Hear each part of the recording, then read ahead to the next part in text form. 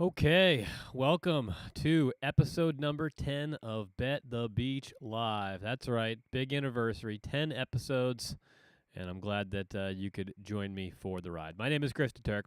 We are here on a beautiful Wednesday night in Dunstable, Massachusetts. As you can see, I got my Boston Celtics shirt on. The Celtics are currently playing in Dallas, Game 3 of the NBA Finals, so I got one eye on that. But most of my attention for tonight is going to be on you.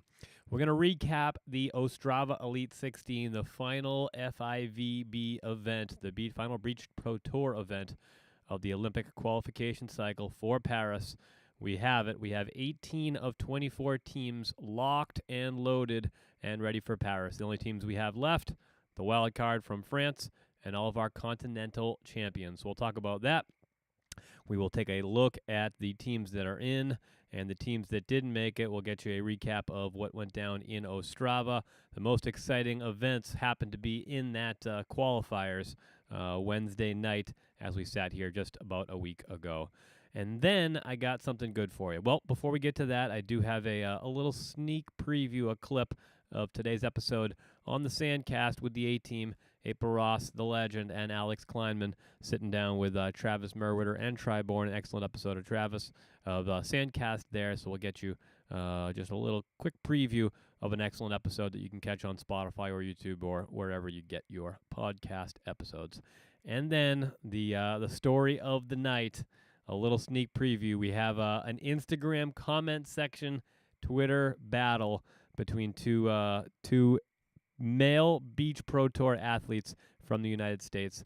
So we'll get you that here over the course of the next half an hour. Let's start in Ostrava, the Elite 16 final event of the 2024 Paris Olympic qualification cycle. We'll start on the women's side. Kelly Chang and Sarah Hughes taking gold, another gold for them. They get their first place win, and they do it in spectacular fashion, beating Mel and Brandy in the gold medal match. Mel and Brandy taking an excellent second place and really fortifying themselves in the top four teams as we turn our attention now to Paris, just about a month and a half away. I guess we're probably 30, maybe 42 days away, something like that. So what is that? About 6 weeks away here from Paris 2024. AP and Duda in the bronze medal match, losing the bronze medal match. An excellent performance there for Tina and Anastasia from Latvia, taking a third there. Probably their best win, I would say, as a partnership there, knocking off AP and Duda in that bronze medal match to get on the podium. So nice job there for Tina and Anastasia. I think I'd probably have them. Next week we're going to be releasing our updated odds to win gold in Paris, and then we'll probably do one more of those as we get about a week away from Paris starting. But Tina and Anastasia have been slowly creep crawling up. They are now solidly in that top 10, and I'm saying they're probably 6, 7, 8 somewhere right now as far as highest odds to win gold come Paris 6 weeks away. Moving further down the list, Barber and Carroll took a fifth. Guitardi and Menegatti took a fifth. I love that team. Once they put it all together, if they're able to put it all together before Paris, they're going to be dangerous. But they still have these little brief moments where they lose their composure and they allow the other team to go on a little bit of a run. So it's the consistency that's still holding back a really talented Italy team from high performance at the moment. Brunner and Uberli taking a fifth as well as Mueller and Tillman from Germany. Ludwig and Lippmann took a ninth, but the most important thing they took out of Ostrava, Czechia this past weekend was an Olympic berth. They had the beauty of being able to face off against the other German team that they were trying to knock out of a qualification. So it was basically a win and in for Laura Ludwig and Louisa Lippmann. They're able to do it, and Laura Ludwig goes to her, 5th or 6th Olympics all time. Just a legend of the sport there. So awesome to see them. I wouldn't call them exactly medal contenders, but excellent to see one of the greatest of all time playing in the Olympics here 6 weeks from now. Great performance from them, and they're able to get there, as I said. As far as Olympic qualification goes, most of the storylines were done and dusted in the qualifiers. We had the opportunity For the Swiss third team there, and Anouk Verge Dupre, they needed to go on and get like a fifth or a third. They got knocked off in pool play, didn't advance out of pool play. And the Swiss Federation can lock up their 2 spots. Zoe Verge Dupre and Esme Bobner take that second spot for the Swiss Federation, and they will be going to Paris. And the older sister in Anouk comes up just a little bit short of her goal of making the Olympics in 2024. They will head home. So the German race and the Swiss race, we had our eyes on those as far as Olympic qualifications goes. And as far as the last spot on the women's side, that will go to the Spanish team in Lily and Paula because a couple reasons there. First, Sarah Pavin and Molly McBain from Canada, they did not make it into the qualifiers. They were on the reserve list. They didn't get in there. So their push for the Olympics comes up just a bit short. And Lily and Paula will take the final spot on the women's side for Spain, and Spain will qualify 2 teams into the Olympics this year, so good for them. On the men's side, Amon and Helvig doing it again. When they enter an Elite 16, it seems like just about every time they win that Elite 16. They got a first place. They beat Bormans and De Groot in that gold medal match. And I'm going to say this. About a year ago, if I had to rank, your top medal contenders on the men's side, Mol and Sarum are in there for sure. Amon and Helvig are in there for sure. Now, where do you go next? And that's the really big question, because it was a big drop-off. And I think at the time I would have said probably Peruzic and Schweiner, especially after that World Champs victory that they had from Czechia. I think that I would probably put them as your third best team. They were playing some special volleyball at the time last summer. And then George and Andre playing consistently good volleyball throughout the quad. I think they're probably in that 4 spot at the time. And then from there, I think there's a pretty sizable drop-off. Ehrers and Vickler are always in it, but they're never quite always the bridesmaid, never the bride there for a very strong German team. That said, that has since changed. Stefan Bormans and Jorik de Groot from the Netherlands, they took a second in Ostrava, Czechia. They play Amon and Helvig very tight in that gold medal match. And I think Bormans and de Groot are a special volleyball team. I think I love to watch them play, and I think that they absolutely are a gold medal contender come Paris here 6 weeks from now. I think if I had to put them right now, I'd probably put them as the third best team, third best odds to win gold in Paris. They've really done a spectacular job out of the Netherlands. And speaking of the Netherlands, the Netherlands race is over. Stefan Bormans and Jorik de Groot taking the 1 spot for the Netherlands. Steven van de Velde and Matthew Immers for the Netherlands. They took a 5th in this one. They secured the 2nd spot. And Brouwer and Mewison did not get out of the qualifiers. So they are headed home. They will not qualify for the Olympics. And that was probably the biggest storyline of this quad now. Once you have an opportunity to stop and look back at it, that's a team that you would have said are almost definite lock to make the Olympics, and they end up falling just a bit short because Van de Velde and Immers played spectacularly, and Jorik de Groot and Stefan Bormans were just on another level throughout the last 8 months of this quad. Miles Partain and Andy Benish played an excellent tournament. They're finally rounding back to that form we saw them in the middle of last summer. They took a 3rd, winning that bronze medal match over Mol and Sarum. Mol and Sarum playing their first match back since the injury to the foot of Anders Mol. And even injured, even coming back off an injury, they take a 4th place. And I saw an excellent Instagram reel from Anders Mol, his coach talking to them, and basically, in effect, saying, we're not here to win. We're here to frustrate our opponents. We're not here to, no expectations here on a victory, no expectations on a gold. We're here to play good volleyball and frustrate the hell out of some teams. A little more profanities in there, too, from the coach of Norway for the Beach Volley Vikings. An excellent clip. If you get it on Instagram, go check it out. Anders Mol, Beach Volley Vikings on Instagram. And Mol and Sarum, with no expectations, go in there and take a 4th. That's how good they are. So are they a gold medal contender 6 weeks from now in Paris? They absolutely are. You bet your ass they are.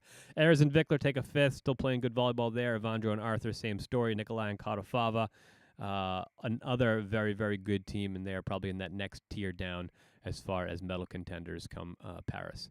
Sharif and Ahmed took a 9th, and working our way down. That's about it for the results from Ostrava. Let's take a look at those Olympics teams. 18 teams per gender locked in for the Paris Olympics. The 19th through 24th team, TBD. The French wild cards for both genders, to be determined. I think I heard on Travis Merwetter's and Sandcast Road to Paris series, those are going to get determined over the course of the next few days. So France will pick those teams pretty shortly. And then you have your Continental Cups, the first of the 5, the European Continental Qualifier. That's taking place this coming weekend. They will have an opportunity to fight, and the winner of the tournament gets that bid for both the men and the women.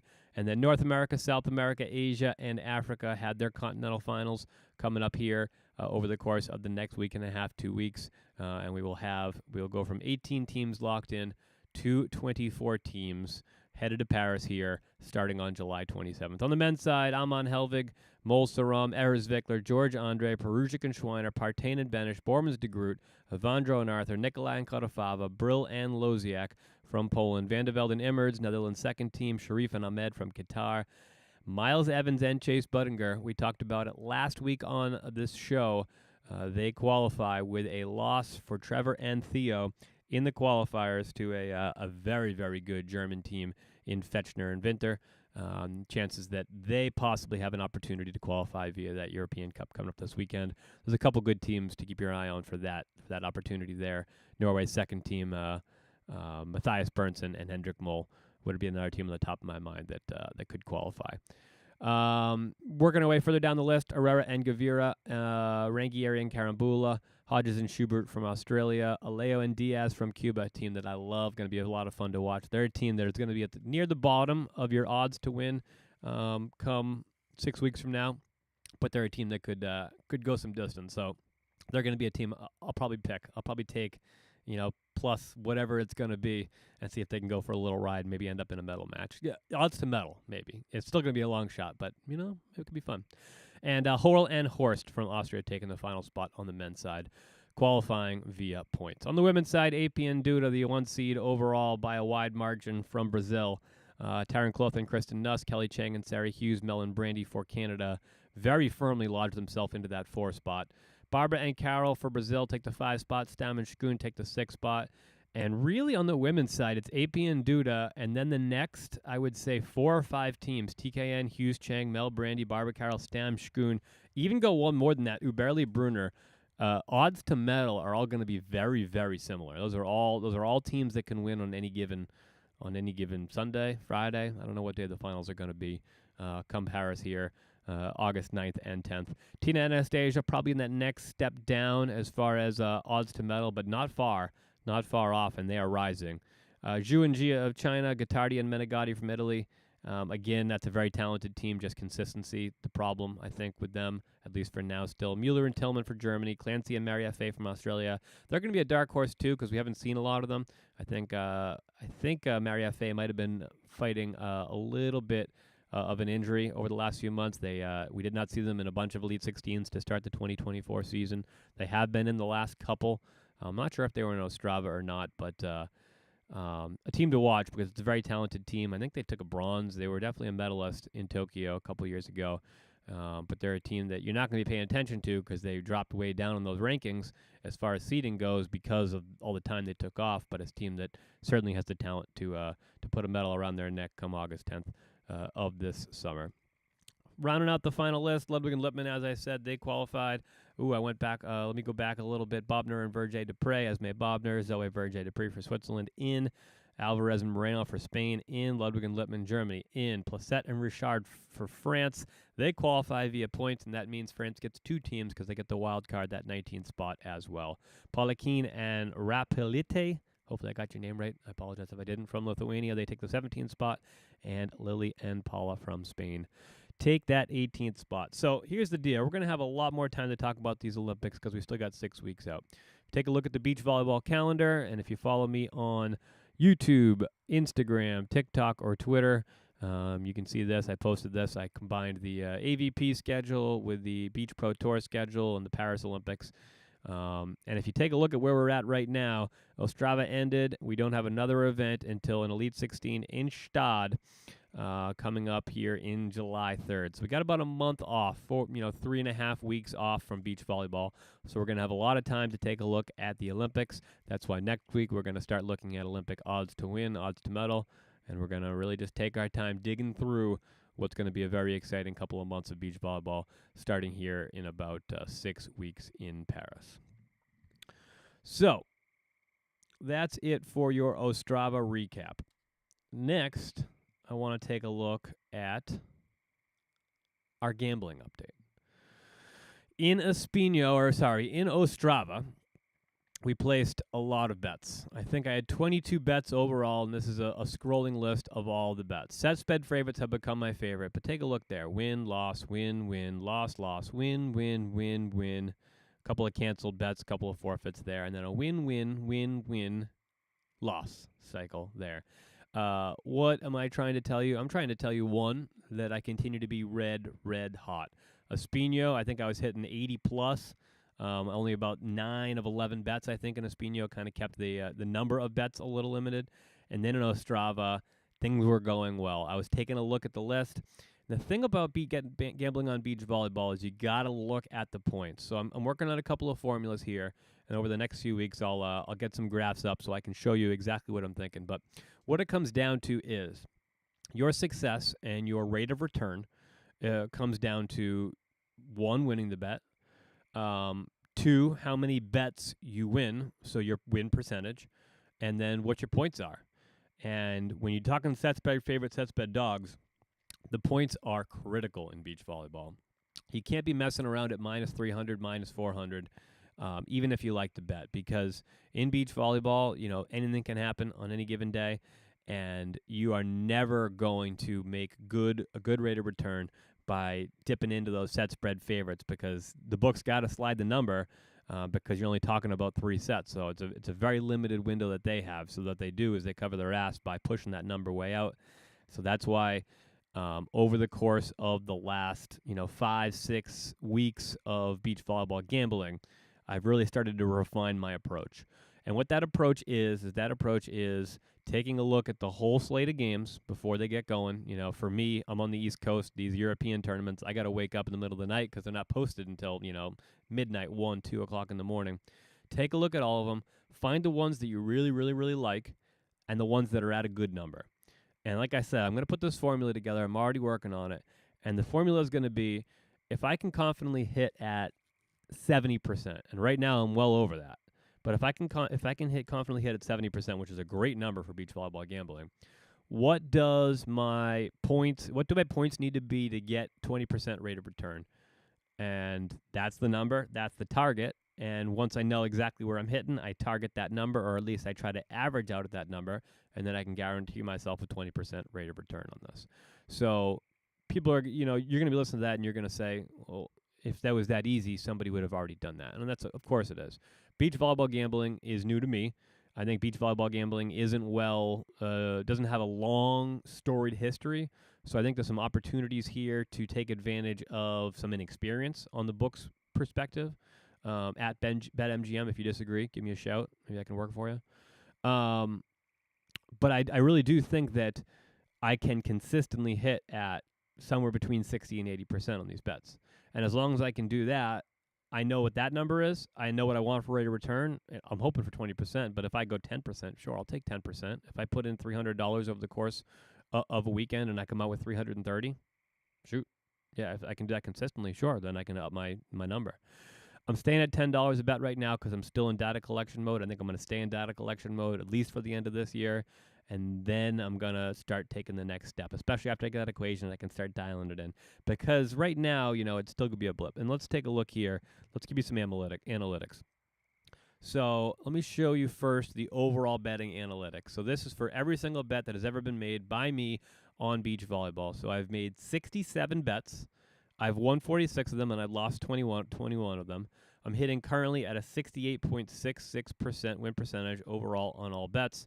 I've risked a total of $700. I've won a total of $898. My net on the $700 investment is $198, so I'm up approximately $200 on my original $100 buy-in 4 months ago. Payout percentage of 28.38%. I do think that that's probably a little optimistic. 68%, I think I can hit. 28%, well, maybe. We'll see. Moneyline bets, 15 moneyline bets. I've made 10 of them, hitting that 66%. And over the last two tournaments, Espino and Ostrava, I have tended very aggressively, as you can see there, to set spread favorites. 14 wins, 1 loss. I'm hitting at a 93.33% clip on set spread favorites. But the numbers got to be right? So if you see Molsa Rum playing, the Portugal wild card in Espino or something like that, and the number is minus, 600 for Molsa Rum to win, it just doesn't make sense to do that. But you do want to find that team that you know is going to win the game, and you're pretty confident they're going to win straight sets, but your number is still only, if it's plus, great. I love a plus money set spread favorite right now, and you'll see that here in a minute or two. Set spread dogs, if you remember when I first got into this, I was loving the set spread dogs. I've kind of backed off that a little bit because my percentage hasn't been great on that. I mean, 62.8, 63%. Any gambler any day will take those. And the points over and under, I've only done one of each there, so not a great sample size. I guess maybe I'll wade into those waters someday, but right now I'm still learning about the set spread favorite, set spread dogs. So I do think I have more data collection to go there. So that's my focus hasn't been on the points. What I really want to show you is this next slide here. I broke it down by tournament. So the first tournament that I bet on was Tepic Elite 16. I went 9-4. I went 5-4, 9 total bets. Only hit it at 55%. I ended up netting $7 on that, and I was pumped. I don't know. I think that's when I posted that first. We talked about it for the first time, and I was pumped to get 7%.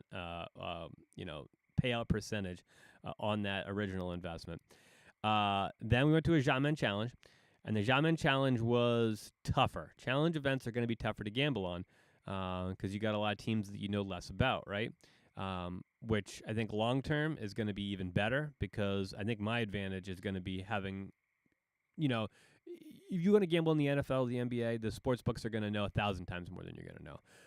If you want to gamble on an Elite 16 beach volleyball match, the sports books are still going to know more, but I think that delta is less. And then you get into a challenge event, and if you can do your research and get to know the sport, I think that delta gets even less. So that's going to be an opportunity there to do more once I educate myself more. But for now, the Elite 16s, the teams that I know better, the matchups that I know better, the matchups that I have some data on, that's where I'm going to have the most success right now until I get a little more experience in this.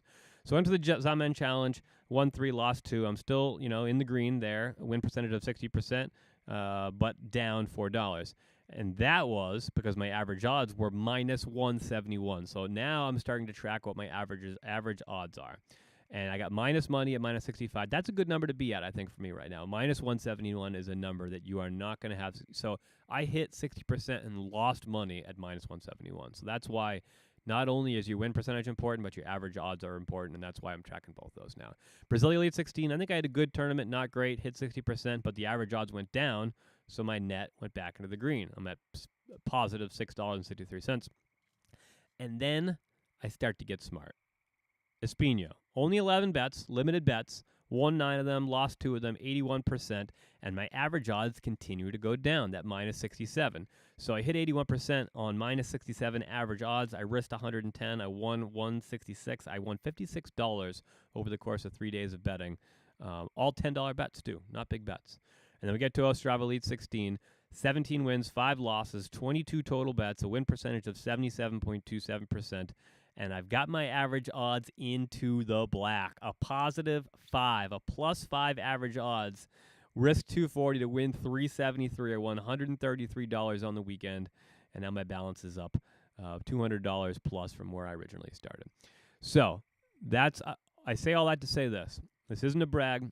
This is a notice. For all the sports books out there, I'm coming for you. And I'm going to bring all these Bet the Beach fans, all you guys out there with me, and we're going to continue to refine this because we're still in data collection mode at the moment. But we know win percentage and average odds are a direct correlation to payout percentage. We want that payout percentage to be high. We know it's not going to be, 100. We're not going to take our money and double it up overnight. It's going to be a grind. We're going to need volume in order to make this thing happen, to make this thing profitable. But if we can track our win percentage and find out what we can gamble at on good picks, on smart, educated picks for us beach volleyball fans that know the sport well, and then we can find the bets that make sense as far as what the odds want to be for us at our win percentage, and we can turn those two things into money. So I started with 100. I'm only doing $10 bets. When I get to 1,000, I'm going to switch to $100 bets. Every bet will be $100 after I hit $1,000, because I know I went from 100 on 10s to 1,000, and by then I'll have enough data to know that I can take 1,000 on $100 bets and get to 10,000. And we're just going to keep chipping away at it, keep collecting data, because the scary thing for the sports books right now is not only are we learning, but we're learning and winning. And usually an education is expensive. It costs you money. In this case, we are getting paid for our education. So I'm very excited to say that I do think that there is a future for us in beach volleyball gambling. You, me, Bet the Beach fans out there, we're going to be able to take some money out of these sports books, because they've been taking our money in football and basketball. They've been taking my money, at least, in football and basketball for the last 10 years of my life. It's time to start recouping some of those losses. So I'm very excited to say gambling going very well. Alrighty, we are wrapping it up here, and before we do, I want to get you a little preview. The A-Team on with Travis Merwitter and Triborn. The Sandcast podcast came out today on YouTube, on Spotify, Apple Podcasts, wherever you get your podcasts, or on YouTube. And here's a quick clip of an interesting conversation between Alex Klein and April Ross, Travis Merwitter, and Triborn. On the table, and to be honest, I was kind of like, you know what, I think I could be okay. Like, I could be done. But I still had the same feeling of like, that's just a weird end to my career, just to kind of like fade away, even though April's career is obviously like more illustrious. But I just was like, it would feel nice to have some kind of intentional closure with the sport, I think. Yeah. And so I definitely was not expecting it when she texted me, and I still wasn't even sure I had the motivation to play, because I said, I was like, I want to play only if I want to be out there and I'm like having fun and it feels worth it, and it feels worth all the sacrifice and like being away from Theo and paying for a nanny and all the different things. And so I was like, can we just train together for a month and see how it feels? And I think like within a couple of weeks I was like, okay, this is a lot of fun, so let's just do it. And so that's a great conversation there about Alex Klein and April Ross deciding to head back out on the sand. We already saw them in Huntington Beach. We're going to see them at the Manhattan Beach Open. And a little teaser, they submitted an application for the wild card to play in Stade, one of the most decorated beach volleyball tournaments in the world, right up there with the Manhattan Beach Open, but internationally. Stade, the longest-running international beach volleyball tournament. So I'm not sure if they'll get that wild card, but they did apply for it. So we'll see. We'll see if the A-Team's going to play a little more internationally before they call it a career. All right, let's get to it. I've been teasing it. Really, today's top story. So let's go to Instagram. An excellent account, True Volley, put together a chart of the men's Olympic race for Paris, and showing you over the course of the x-axis there, left to right, from March of 2023 to July of 2024, minutes after the Ostrava tournament ended, exactly where every team was as far as a qualifying position. 2 teams per federation make the Olympics. And you see the blue line there. That's Miles Partain and Andy Benish, that strong run that they had last summer where they went medal, medal, medal in the middle of the summer, jump up, jump up, jump up, and they took the lead, never looked back. Miles Partain and Andy Benish, the leader since July of 2023. They're a pretty high seed there. I think they were the 5 seed, if I recall correctly, headed to the Olympics here. The green line there, Trevor Crabb and Theo Brunner. The yellow line there, Chase Budinger and Miles Evans. And the red line came Schock and Triborn, who bowed out of the race, about a month ago at this point. And as we know now, Trevor Crabb and Theo Brunner had the lead and had that pole position on Chase Budinger and Miles Evans as recently as about, month and a half ago. So let's get right into it. True Valley puts this great graph up. I love it. And now we have Instagram account 8th Street Meat says, "Damn, that green flat line at the end for the men's." Just a comment, just noticing. Trevor Crabb and Theo Brunner are here, and then they stayed here. Really pointing out they had an opportunity. You can see the blue line kept going up. The yellow line kept going up. Even came Shock and Triborn there. That went up. And Trevor Crabb and Theo Brunner, as we know, tournament, no points added to their total. So just a comment by 8th Street Meat, and I'm glad he made it because let's head to the comments. Trevor Crabb on Instagram replies, says, "Unfortunately, they," meaning Chase Budinger and Miles Evans, "beat more of the teams that aren't in the Olympics, and we didn't." To which 8th Street Meat responds with the Jordan Peele, Keegan-Michael Key, I'm not sure which one's which, to be honest with you. I always see the two guys together. GIF there of reacting. Oh my God, we got smoke here. And then we got popcorn and eyeball emoji. And here's where it gets fun. So Trevor Crabb insinuating they beat more of the teams that aren't in the Olympics and we didn't. To which Miles Evans hops in the comments and responds, @KingCrab8OL, LOL excuses. All I know is we beat you the last 2 times we played each other. So you're right that would be one more time that would be one more team that didn't make the Olympics that we beat. I'm going to say that again because that's a good one. Miles Evans, @KingCrab, LOL excuses. All I know is we beat you the last 2 times we played each other. So you're right. That would be one more team that didn't make the Olympics that we beat. Ouch. King Crab firing right back. Trevor's not going to let that one sit. He LOLs him right back. You want to talk about records? Okay. First of all, you didn't beat us the last 2 times. We beat you in November in that same stupid NORCECA qualifier. We have a head-to-head against you of 4-2. I have an all-time head-to-head against you and your partner of a lot to a little. Crying, laughing emoji. But congrats on making Paris. Never thought someone would qualify for an Olympics without ever winning an AVP, but you made history. Clapping and clown emoji. I think that might be some pretty heavy sarcasm there from Trevor. Miles Evans with the final response of the short but wildly entertaining back to forth, @KingCrab. I'll make sure to tell that to @LeBron when I see him at the Olympics. So just a spectacular back and forth. We got an Instagram battle, baby. We got Instagram beef here between Trevor Crabb and Miles Evans, and boy, am I here for it. But I decided, you know what? Let's just not sit back and laugh and enjoy it.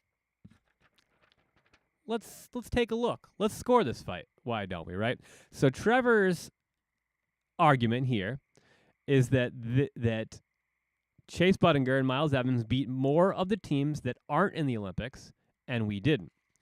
So specifically, I think we talk here about the last 3 events of the cycle because that was the last 3 events where Chase Budinger and Miles Evans, where that yellow line intersects the green line and goes past it. So that's what we have to look at. That's Espino, the Elite 16. That's a challenge in Star Jablonki. And that's this past weekend, the Elite 16 in Ostrava.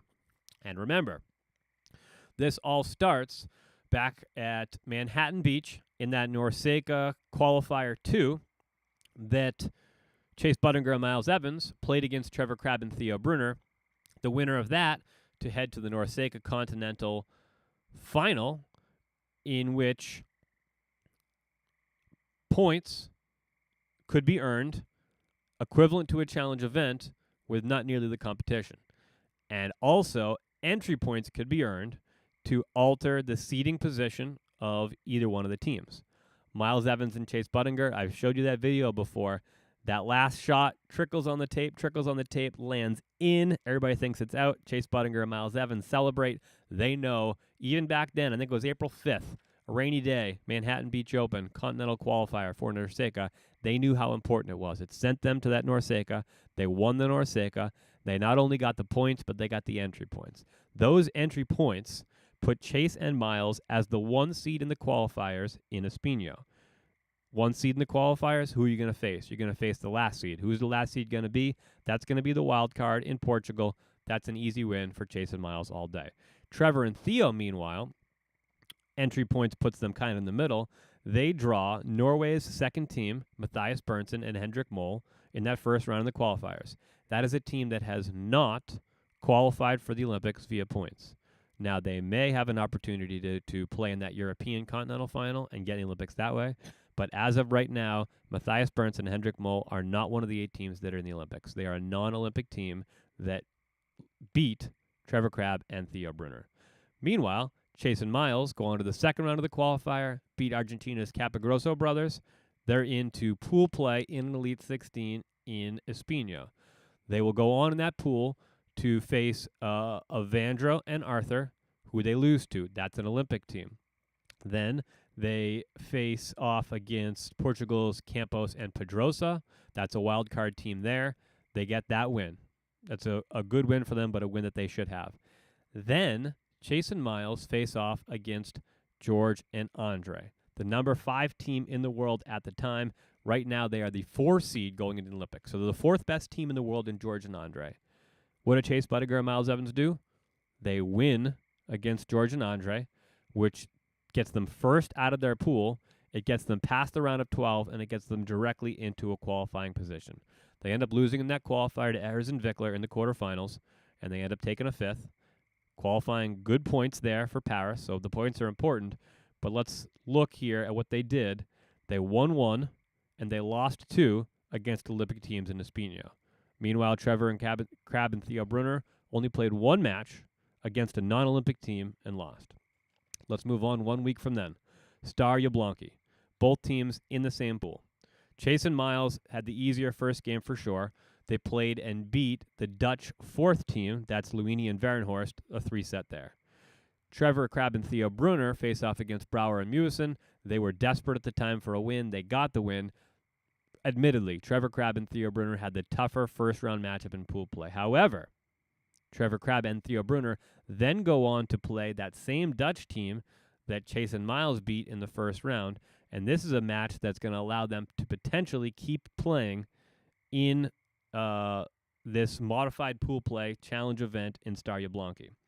Trevor and Crabb and Theo Brunner end up losing to Luini and Verenhorst in 3 sets, going winless in pool play, and heading home with a 19th place. Chase and Miles, they'd go on to beat Spain, Herrera and Godvira. They are an Olympic team in the round of 16, and then eventually lost to the bronze medalists Bormans and York de Groot in the quarterfinals. So Chase and Miles in Star Jablonki, 1 win and 1 loss against Olympic teams. Trevor Crabb and Theo Brunner 0-2 against non-Olympic teams. Let's go to Ostrava, the final round of the story. Both teams lose in the quarterfinals. Chase and Miles win their first but lose their second. Trevor Crabb and Theo Brunner get the much tougher draw in the first round of the quarterfinals against that German team, Fechner Winter. And Trevor Crabb and Theo Brunner lose to Fechner and Winter in the first round of qualifiers, and they are out. So in the final 3 tournaments of Olympic qualification, Trevor Crabb and Theo Brunner won 0 of their 4 matches in the last 3 tournaments, and all 4 losses were to non-Olympic teams. Miles Evans and Chase Budiger, they won 7 of their last 12 matches over these past 3 tournaments, and they went 2 wins and 3 losses against Olympic teams in the process. Their wins against Olympic teams, George and Andre, the number 4 team in the world, and a very good Spanish team in Herrera and Godvira. And as I said in my blog yesterday, you take all that together and you combine it with that final line from Miles Evans. I'll make sure to tell that to @LeBron when I see him in the Olympics. No contest. That's a TKO. Decisive victory. That's a Miles Evans win by a wide margin. And let me say this. I'm a Trevor Crabb guy. I love Trevor Crabb. I am a huge proponent of bringing attitude and spice and a fiery, competitive, shit-talking attitude to any sport, but particularly beach volleyball. I think a sport that can be a little flat at times from a viewing perspective. And when you have guys out in the court like Trevor Crabb, like Taylor Crabb can be, like Adrian Karambula. If you look back on Bet the Beach's Instagram, I have him shit talking Ehers and Vickler from Germany after a win, just mean mugging them. So I like that kind of spice. I love that attitude. I love that Trevor Crabb brings that attitude every time he's out there. He's the biggest shit talker on the AVP by a wide margin. However, you pull the receipts on this one, it just comes down to sour grapes. Trevor Crabb and Theo Brunner had a goal. They fought 18 months for that goal. They traveled all around the world. They spent all sorts of money on flights. They missed their families and their girlfriends and time at home and rest and health to try to qualify for the Olympics. And they came up just a little bit short. And Chase Budinger and Miles Evans, poured it on over the course of the last 6, 8, 10 weeks. And they were able to pass them at that last minute. The yellow line intersects the green line, supersedes it. And Chase and Miles go to the Olympics, and Trevor Crabb and Theo Brunner go home. And it sucks. Just like it sucked for Tri Bourne and Cam Schock 2 months ago when they had to come to the same conclusion. Just like it probably sucked for Taylor Crabb and Taylor Sander a year ago when they came to the same conclusion. Only 2 teams per federation make it to the Olympics. And it goes back to what we talked about is, are the Olympics good or bad for beach volleyball? In this case, if you're Trevor Crabb, they're not good for him. He just spent 18 months fighting for something and nothing to show for it. So I have all sorts of empathy for Trevor Crabb in this. I understand him being upset. I understand him firing off, too. He probably doesn't like Miles Evans that much. That's okay. He's probably pissed off that they didn't qualify. He's probably pissed off at how it happened. But when it comes down to Chase and Miles not playing as good a teams as Trevor Crabb and Theo Brunner, it's just not accurate. It's just not reality. Chase and Miles beat some really good teams over the course of the last 3 tournaments. They secured good points. They secured good entry points. And really all that started by beating Trevor Crabb and Theo Brunner on that rainy day in Manhattan Beach in the NORCECA Continental Qualifier that sent them to that NORCECA Continental Final. That got them the entry points to get in the number 1 seed. That got them that first round draw against Portugal in Espinho.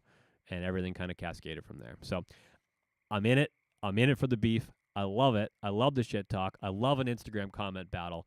Give me more of it. Feed me all of this. I'm in for it. All right? I want to see more of it. That's what the sport needs. That's what the sport loves. And I posted this. I put it up on the blog, betthebeach.com. Check it out. Blog weekly. Every Tuesday it comes out. I stumbled across this as I was writing the blog, and I said, well, that my whole blog is now about this because this is what people want to see. And, I got the clicks and I got the response, and that's, it is what it is. It's what people like to see. It's good stuff. It's good for the sport. It's got to be. So, anyways, that's the final score there. Miles Evans TKO victory over Trevor Crabb on this in this Instagram battle. I'll tell at LeBron when I see him at the Olympics. Just a decisive victory for Miles Evans there. That'll do it for me. I think it's halftime from Dallas. Celtics putting on a good fight.